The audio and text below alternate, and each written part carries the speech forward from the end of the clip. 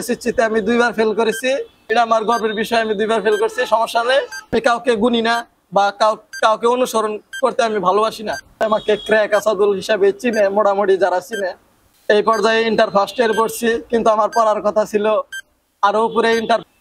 এটা শুধু মানুষ জানে, একটা বউ নাই লাগে। যার স্টাইল, যার কথাবার্তা, তা হলো জাইরে লোক, সিরাজগঞ্জের জাইরে লোক। রায়হান ভাইকে আমার খুব ভালো লাগে।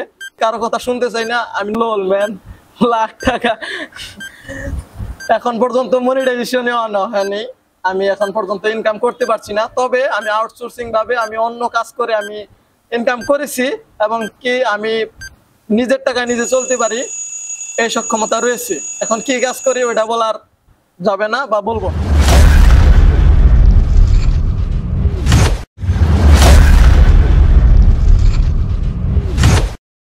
প্রিয় দর্শক, আসসালামু আলাইকুম। আশা করি আপনারা সকলে ভালো আছেন। আমি সাথে আছি ইসমাইল হোসেন, দেখছেন ইসমাইল মিডিয়া সেন্টার।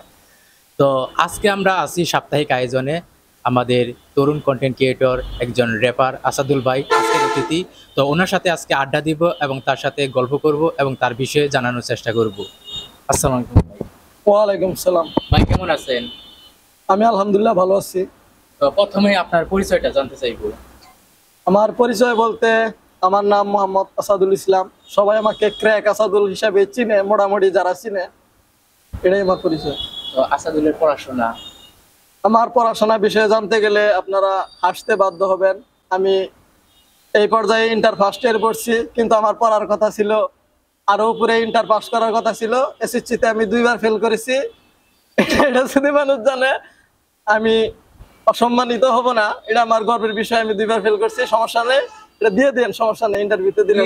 এই যে ফেল করার পরে মুখে এত সুন্দর হাসি, এটার কারণ কি? এটার কারণ ফেল পাস মানুষের জন্য। যদি ফেল পাস না থাকতো তাহলে হয়তো অনেকেই ফেল করতো না, অনেকেই বা ভালো রেজাল্টের আশা করতো না, কোনো প্রতিযোগিতা থাকতো না। তার মানে বর্তমান পড়াশোনা এখন কত দূর? ইন্টার সেকেন্ড ইয়ারে ওঠার পর্যায়ে আছি আমি। এখন উঠতে পারবো কিনা আল্লাহর হাতে। আপনার পরিবারের সদস্য বা পরিবার কতজন? আমার পরিবার বলতে আমার ইউটিউবে সাবস্ক্রাইবার 2000 আছে। তাদেরকে আমি মেন পরিবার হিসাবে মনে করি, আমার পরিবারের অংশ হিসাবে মনে করি। তবে আমার পরিবার বলতে আমার বাসায় বাবা মা ভাই বোন আমরা 5 জন রয়েছি। তবে পরিবারের সবাই থাকার পরেও আমার একটা বউ নাই। তো এই যে মধুপুরের কন্টেন্ট ক্রিয়েটরের মধ্যে আমরা দেখতে পাচ্ছি যে তরুণ content creator Asadul rap song নিয়ে কাজ করতেছে। এই এত কিছু থাকার পরেও এই জগৎটা বা এই পেশাটা কেন বেছে নিয়েছেন? প্রথমত আমি ফার্স্টের দিক দিয়ে যখন ছোটবেলায় কথার বলতে বলতে আমি এক কথার সাথে আরেক কথা মিলিয়ে ফেলতে পারতাম। এটা আমার প্রতিভা, এটা গড গিফটেড, এটা আমি মনে করি। তাই আমি আগেও অনেক কন্টেন্ট বানিয়েছি। এমন না যে আমি ফার্স্টেই র্যাপ সঙ্গে এসেছি, র্যাপ হিপ হপে এসেছি। আমি ফানি ভিডিও অনেক বানিয়েছি, অনেক ধরনের অনেক কন্টেন্ট বানিয়েছি। কিন্তু আমার র্যাপ সং পরে ভাবলাম যে আমার আসলে মূল টার্গেট কি, আমার মূল কাজ কি, আমি কি পারি, আমার সক্ষমতা কি। আমি দেখলাম যে আমি র্যাপ সংটা পারবো। তখন থেকেই আমি এই র্যাপ সং স্টার্ট করেছি, হিপ হপে জড়িত হয়েছি। তো এই যে র‍্যাপ সং গান, আসলে এটার ভিতর অন্যরকম একটা কাজ করে। তো এই সঙ্গীত জীবনে আপনার মনে করলেন যে আপনি এই র‍্যাপটা যে বেছে নিলেন, কাদেরকে অনুসরণ করেন বা কাদেরকে ফলো করেন? কাদেরকে অনুসরণ করি বলতে, বাংলাদেশের মধ্যে যদি কাউকে আমাকে সবচেয়ে বেশি ভালো লাগে, যার স্টাইল, যার কথাবার্তা, তা হলো জাইরে লোক, সিরাজগঞ্জের জাইরে লোক। রায়হান ভাইকে আমার খুব ভালো লাগে। তবে বাংলাদেশে আরো যারা হিপ হপ আর্টিস্ট আছে, সেজান, হান্নান, এমসি মার্কস, তাদেরকে আমার খুব ভালো লাগে, তাদেরকে আমি অনুসরণ করি। তো আমাদের বাংলাদেশে আরো বড় বড় র্যাপার আছে।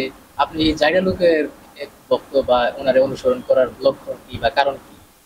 তার কারণ হচ্ছে সে নিজের মতো চলে, যেমনটা আমিও। আমি কাউকে গুনি না বা কাউকে অনুসরণ করতে আমি ভালোবাসি না। আমি নিজের মতো চলতে চাই। এই গুণটা দেখেই আমি যারা লোকের ভক্ত হয়েছি। যারা লোক কারো কথা শোনে না, কারো সমাজ কি বললো শোনে না, যারা লোক নিজের মতো চলে, আমিও তার মতোই হতে চাই। আমি কারো কথা শুনতে চাই না, আমি নিজের কথা শুনতে চাই। তো রেফার আসাদুলের কত লাখ টাকা ইনকাম আসে? লোল ম্যান, লাখ টাকা এখন পর্যন্ত মনিটাইজেশনে আনা হয়নি, আমি এখন পর্যন্ত ইনকাম করতে পারছি না। তবে আমি আউটসোর্সিং ভাবে আমি অন্য কাজ করে আমি ইনকাম করেছি, এবং কি আমি নিজের টাকায় নিজে চলতে পারি, এই সক্ষমতা রয়েছে। এখন কি কাজ করি ওটা বলার যাবে না বা বলবো না। তো এই যে এই যাত্রা আপনার কি ভবিষ্যৎ পরিকল্পনা কি, এই র্যাপ সং নিয়ে বা র্যাপার বা সোশ্যাল মিডিয়াতে কি ধরনের চিন্তা পরিকল্পনা? আমার পরিকল্পনা রয়েছে, আমি যদি কোনোদিন কোনো পর্যায়ে যেতে পারি, আমি বাংলাদেশকে রিপ্রেজেন্ট করব, আমি টাঙ্গাইলকে রিপ্রেজেন্ট করব, আমি মধুপুরকে রিপ্রেজেন্ট করব সবার মাঝে। তবে আমার ইচ্ছা রয়েছে বাংলাদেশে যত র্যাপার আছে তাদের সাথে কোলাবরেশন করা, আমি যদি কোনো একটা পর্যায়ে যেতে পারি। তো এই লাইনে বা এই জগতে কত বছর বা কতদিন ধরে আছো? এই লাইনে আমি ছোটবেলার থেকে মানে রক্তে মিশে আছে অ্যাক্টিং, অভিনয়। আমি ছোটবেলায় বাটন ফোন দিয়ে শুরু করেছিলাম, আমরা মজার চলে ফানি ভিডিও বানাতাম। তবে প্রফেশনালি স্টার্ট করেছি 2023 সালের ডিসেম্বর মাস থেকে। আমি আমার চ্যানেল র্যাপার 69 ক্রিয়েট করেছি, সেইখান থেকে আমার মেন যাত্রা। এই যে রেভার আসাদুলের বিভিন্ন গ্রামে থেকে বেড়ে ওঠা বা এই যে নতুন কন্টেন্ট ক্রিয়েটরের যাত্রা, আশেপাশের মানুষ, গ্রামের মানুষ কি চোখে দেখে, কেমন ভালোবাসে, কি বলে? প্রথমত গ্রামের মানুষকে আমি জানাই না আমি কি করি। গ্রামের মানুষ আমার খুবই অপছন্দ। এখন বলবেন যে গ্রামের মানুষ সরল সোজা, না ভাই, শহরের মানুষ যতটুকু না বোঝে গ্রামের মানুষ তার চেয়ে বেশি টক্সিক। আপনি বিশেষ করে একটা চা স্টলে গেলে বুঝতে পারবেন যে আপনি একটা মানে নাসার বিজ্ঞানীদের কাছে রয়েছেন। তারা এতটা টক্সিক, এতটা গবেষণা করে মানুষের কথাবার্তা নিয়ে। তো আসাদুল যদি যদি বড় কোনো ধরনের কিছু হয় বা ভালো একটা জায়গায় থাকে বা ভালো একটা পজিশনে থাকে, তাহলে আসাদুল দেশ এবং দেশের মানুষের জন্য কি করবে? দেশ এবং দেশের মানুষের জন্য যতটুকু করা সম্ভব আমি ততটুকুই করব। কি করবে যদি ভালো প্রতিষ্ঠিত হয় বা ভালো একটা জায়গায় থাকে? আমি ছোট ছোট আর্টিস্টদেরকে আমার মাধ্যমে আমি তুলে ধরার চেষ্টা করব। যারা উঠতে চাইছে তাদেরকে আমি তুলে ধরবো। আমার আশেপাশে মধুপুর, বিশেষ করে মধুপুরে যারা কন্টেন্ট ক্রিয়েটর আছে তাদেরকে আমি সাথে নিয়ে কাজ করতে চাই, এবং কি টাঙ্গাইলের ভিতরে আমাদের মধুপুরের নামকে উজ্জ্বল করতে চাই। তো এতক্ষণ আমরা আড্ডা দিয়েছিলাম আসাদুলের সাথে। আমরা কিছু এখন একটু বিষয় তারকে আমরা 10টি প্রশ্ন করার চেষ্টা করব, সেই প্রশ্নটি এক কথায় উত্তর দেওয়ার চেষ্টা করব। ঠিক আছে। তো আপনার জীবনের সবচেয়ে সেরা কষ্টের দিন কোনটা, যেটা আপনার এখনো মনে আছে বা মনে থাকবে? ওই যে বললাম না ফার্স্টে, এসএসসিতে ফার্স্ট যখন ফেল করি তখন আমার পারিবারিক চাপ এসেছিল, অনেক ধরনের অনেক কথাবার্তা। বললামই তো আমি গ্রামের মানুষ কতটা টক্সিক, তারা সারাদিন এগুলা নিয়ে কথাবার্তা বলতো। তো আমরা তো এতক্ষণ শুনলাম কষ্টের কথা, আপনার জীবনের সবচেয়ে খুশির কি সংবাদ বা খুশির কথা? খুশির সংবাদ বলতে ওই রকম খুশির সংবাদ আমার জীবনে আশা সারে নাই। আমি বিয়ে করলে সেদিনই হবে আমার সবচেয়ে জীবনের খুশির সংবাদ। তবে খুশির সংবাদ বলতে আমি যখন আমার ফোন কিনেছি সেদিন আমার খুবই ভালো লেগেছিল। আমি নিজের টাকায় নিজের একটা ফোন কিনতে পেরেছি, সেই জন্য আমার খুবই ভালো লাগছিল। সেদিন আমি খুব খুশি হয়েছিলাম। পরিবার, বন্ধু বান্ধব, আত্মীয় স্বজন, তাদের যে কোনো একজনকে নিয়ে এক লাইন, যেটা আজ পর্যন্ত এখনো কাউকে বলা হয় নাই বা আমার এই মিডিয়া বা আমাদের এই ভিডিওর মাধ্যমে তুমি বলতে চাচ্ছ বা বলতে চাচ্ছেন? পরিবার বা বন্ধু বান্ধব বলতে আমার এই কিছুদিন আগে একটা ঝামেলা হয়েছিল, সেইখান থেকে আমি বন্ধু বান্ধব চিনেছি যে সবাই আসলে পাশে থাকে, কিন্তু দূর সময় কেউ পাশে থাকে না, যার যার মতোই আলাদা হয়ে যায়। এটাই হচ্ছে আমার মানে বন্ধু বান্ধবদেরকে নিয়ে কথা। আর পরিবার বলতে পরিবারকে নিয়ে কি বলবো, তারা আমাকে এতদিন ধরে সাথে, পরিবার তো পরিবারকে নিয়ে আমার বলার মতো কিছু নেই। আমি তাদের ঋণ কোনোদিন শোধ করতে পারবো না, তাই কথা বলে লাভ নেই। জীবনের সেরা শিক্ষা কোথায় থেকে, কার কাছ থেকে পেয়েছেন? জীবনের সেরা শিক্ষা বলতে বন্ধু বান্ধবদের কাছ থেকে পেয়েছি। এই গ্যাঞ্জাম থেকে, গ্যাঞ্জামে পড়ে যার যার মতো সাইড হয়ে গেছে তারা। আপনার কাছে যদি এখন 10 লাখ টাকা থাকে, আপনি প্রথমে কি করবেন?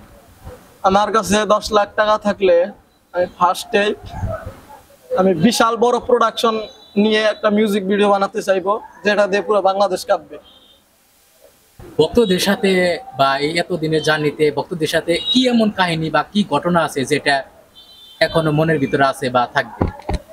ঘটনা বলতে আমার ভক্ত বলতে ওই রকম মোটামুটি দু একজন চিনে, মধুপুর আসলে হ্যান্ডশেক করে যে ভাই আপনাকে চিনি, ভিডিও দেখি।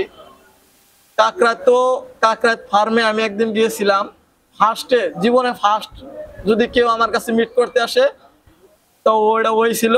আয়শা ও বলতেছে মানে আলাদাই পার্ট, ও যে আমার সাথে দেখা করতে আছে ওই রকম কিছু না। ও আয়শা বলতেছে যে ভাই তুমি কি সেই পোলা যে ভিডিও বানাও? আমি বললাম হ্যাঁ ভাই বানাই।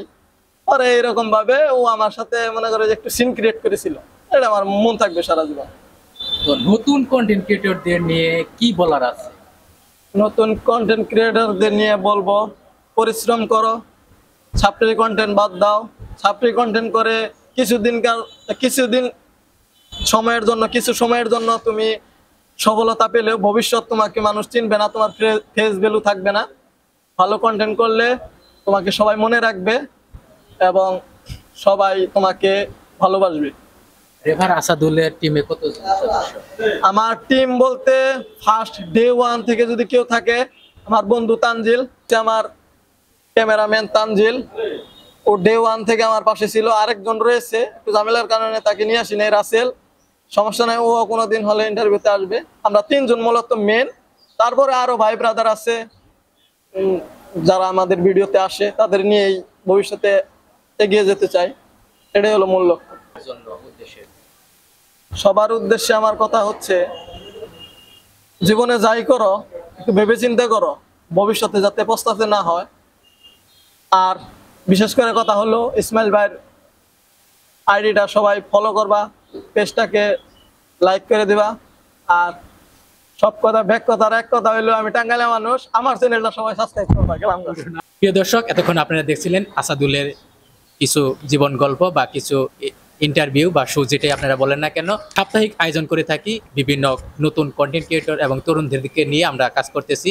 তো আজকের দিনের অতিথি ছিল আসাদুল ভাই, তো উনি আজকে আমাদের সাথে সময় দিল এবং তার সাথে আমরা কথা বলার চেষ্টা করলাম।